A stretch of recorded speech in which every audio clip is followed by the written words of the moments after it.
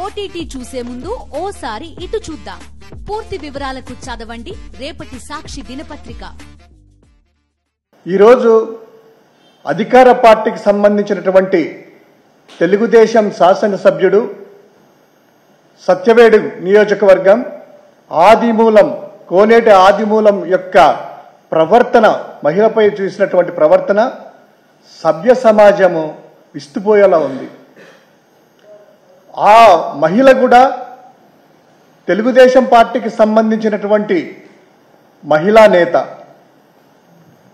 ఈ ఎమ్మెల్యే చేసినటువంటి ఈ ప్రవర్తనకి వీటికి అత్యాచారం చేశాడు, తర్వాత హత్య చేయడానికి ప్రయత్నం చేశాడు అని ఒక మహిళ సాక్షాత్తు తెలుగుదేశానికి సంబంధించినటువంటి నియోజకవర్గ మహిళా నాయకురాలు ఇక్కడ ప్రెస్ మీట్ పెడితే ఇక్కడ ప్రభుత్వం న్యాయం చేస్తుందో లేదో అనేటువంటి భయంతో, అనుమానంతో పక్క రాష్ట్రానికి వెళ్ళి హైదరాబాద్ ప్రెస్ క్లబ్లో మహిళ నాకు ఇలా అన్యాయం జరిగిందని మీడియా ముందుకొచ్చి లెటర్ రిలీజ్ చేసేసి దానికి సంబంధించినటువంటి వీడియోలు కూడాను ఈరోజు బయటపడితే సభ్య సమాజం అంతా కూడాను విస్తుపోతుంది. ఒక మహిళ పట్ల ఒక శాసనసభ్యుడు, తెలుగుదేశం పార్టీకి సంబంధించిన ప్రభుత్వంలో ఉన్నటువంటి వ్యక్తి అలా చేయడమే కాకుండా ఆ మహిళను పలుమార్లు బెదిరిస్తూ తనకు సుఖాన్ని అందించాలని, లేకపోతే నీ అంతు చూస్తా అనేసి బెదిరించి ఆవిడ చెప్పినటువంటి ప్రకారము క్లియర్గా 2 పేజీల లెటర్లు, వీడియో సంబంధించిన 2 పేజీల లెటర్ సాక్షాత్తు ముఖ్యమంత్రి చంద్రబాబు నాయుడు గారికి రాస్తూ అందులో పూర్తి సాక్ష్యాధారాలు కూడా 6వ తేదీ జూలై 6వ తేదీన తిరుపతి భీమాస్ ప్యారడైజ్ లో రూమ్ నెంబర్ 109 సాయంత్రం 4 గంటలకు ఒకసారట. తర్వాత జూలై 17, 2024న అదే భీమాస్ ప్యారడైజ్ లో రూమ్ నెంబరు 105లో మధ్యాహ్నం 3 గంటలకంట. అది కాక ఇదంతా చేసేసి బెదిరిస్తా ఉంటే వాళ్ళ భార్య భర్త చనిపోవాలా, ఏం చేయాలనేటువంటి దిక్కుదోచిన స్థితిలో ఈరోజు హైదరాబాద్కి వెళ్ళి ప్రెస్ మీట్ పెట్టారంటే మనం అర్థం చేసుకోవాల్సింది ఒకటే, ఈ రాష్ట్రంలో శాంతి భద్రత ఎలా ఉన్నాయి, ఈ రాష్ట్రంలో మహిళలకు రక్షణ ఎలా ఉంది, ఈ రాష్ట్రంలో తప్పు చేస్తే అధికార పార్టీ వాళ్ళైతే తెలుగుదేశం పార్టీకి సంబంధించిన శాసనసభ్యులైనా మంత్రులైనా ఎవరికి కూడాను శిక్షలు పడవు, వారి మీద కేసులు నమోదు కావు, వారి మీద చర్యలు ఉండవు అనేటువంటి ఉద్దేశంతో ఆ మహిళ హైదరాబాద్లో వెళ్ళి పక్క రాష్ట్రంలో పెట్టిందంటే అర్థం చేసుకోవచ్చు.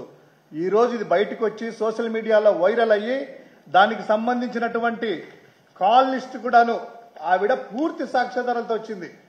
100 కాల్స్, నిమిషాలకు అర్ధరాత్రులు కాల్ లిస్ట్ కూడా రిలీజ్ చేసిన తర్వాత ఈరోజు తెలుగుదేశం పార్టీ రాష్ట్ర శాఖ అధ్యక్షుడు శ్రీనివాసరావు గారి పేరుతో ఆ ఎమ్మెల్యేని పార్టీ నుంచి సస్పెండ్ చేస్తున్నామని చెప్పి చేతులు దులుపేసుకుంటారా? అది కూడా ఏం పెట్టారు, మహిళల పట్ల అసభ్యంగా ప్రవర్తించినందుకంట. ఇది అసభ్యంగా ప్రవర్తించినందుక, అత్యాచారం చేసినందుకు ఏమీ పనిష్మెంట్ లేదా? హత్యాయత్నం చేస్తామని బెదిరించినందుకు కేసు తీసుకోరా? కనీస విచారణ వేయరా? ఆయన మీద కేసు పెట్టరా? ఏం జరుగుతుంది? ఒక సాక్షాత్తు తెలుగుదేశం పార్టీ మహిళా నాయకురాలే వారి ప్రభుత్వం మీద నమ్మకం లేక పక్క రాష్ట్రానికి వెళ్ళి అక్కడ ప్రెస్ మీట్లు పెట్టి నా బాధ ఇదే అని తప్పించుకోండి అక్కడ భయంతో పక్క రాష్ట్రాల్లో ఉంటే, ఈరోజు చంద్రబాబు నాయుడు గారు అదేవిధంగా డిప్యూటీ సీఎం గారు మీరు ఈ మహిళకు మీ పార్టీకి సంబంధించిన ముఖ్యంగా ఆ మహిళా మంత్రివర్యులు, హోంశాఖ మంత్రి అయినటువంటి ఆ హోంశాఖ మంత్రివర్యులు ఒక్కసారి ఇటు చూడండి. ఎటు పక్క పార్టీ వాళ్ళ మీద విద్వేషం చెలరేగి చేస్తూ ద్వేషముతో దాడులు గొడవలు చేస్తున్నారు కదా. మీ పార్టీకి సంబంధించినటువంటి మహిళా నేతకి మీ పార్టీ ఎమ్మెల్యే అత్యాచారం చేసి హత్యాయత్నానికి ప్రయత్నం చేస్తే కేసులు పెట్టరా? విచారణ చేయరా? జస్ట్ పార్టీ నుంచి సస్పెండ్ చేస్తామని అలా వేస్తే చేతులు దులిపేసుకుంటే ఆహా ఏమి డ్రామాలు ఏంటి?